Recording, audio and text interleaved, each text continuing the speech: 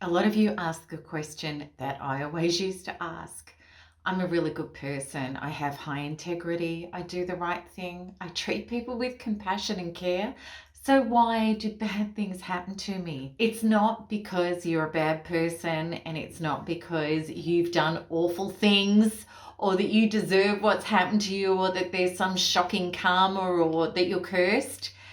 It's actually really because you haven't been that good to you. And in the quantum universe, in quantum truth, it's so within, so without. We really think that other people are going to treat us how we were taught to believe, which is if I treat you really well, you're going to treat me really nicely back. And we might have been brought up with those religious beliefs and those beautiful foundations of integrity, and they are beautiful foundations of integrity. Yet what is so vital here is to understand the quantum truth of so within, so without.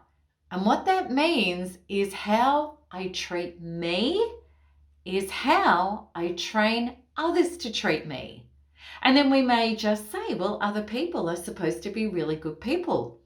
That why aren't people like me? Why don't they just do the right thing?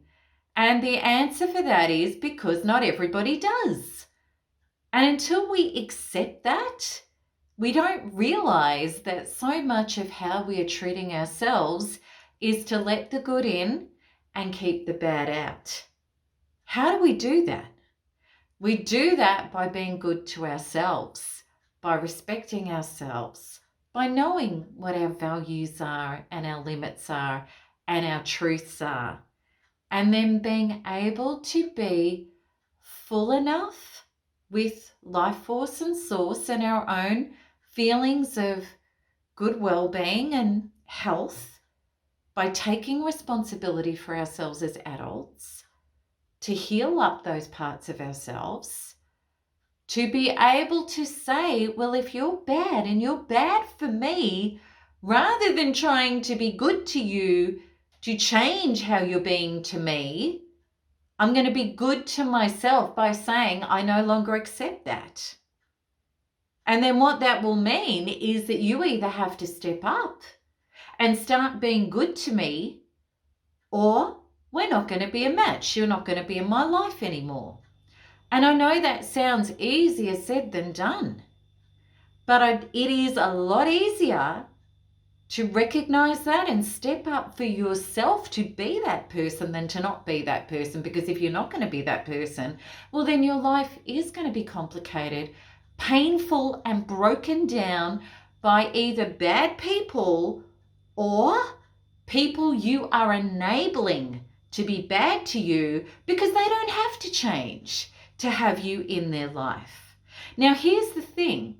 Once you start being really good to you, which is when you know that things like honesty and loyalty and kindness and teamwork and unity and solution seeking are your true values, well, then when it comes into your life, things like lies, duplicity, manipulation, cruelty, conscienceless behavior that states, no matter what the words are, behaviors that state, I don't care, I don't look after your soul or your heart, I'm in it for myself, I can be cruel.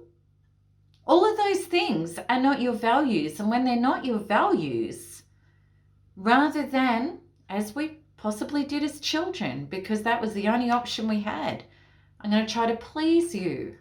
I'm going to try to give you what you want from me in order for you to treat me with more care and consideration, hopefully, which never turns out well. Or maybe I'll just shrink myself and go invisible. And maybe then you'll calm down and you'll look after me. Because that's what good people have done. But when you're doing that, you're not being good to yourself. And let's look at this at a deeper level. You're actually not being good to them either. Because you are enabling them to carry on with the unconscious or abusive behavior. And you may say, well, Melanie, they should just get it. They shouldn't be like that. And I will say to you, people are not mind readers, and your boundaries, your values, and the truth of your life is nobody else's responsibility other than your own. That's how you take your power back.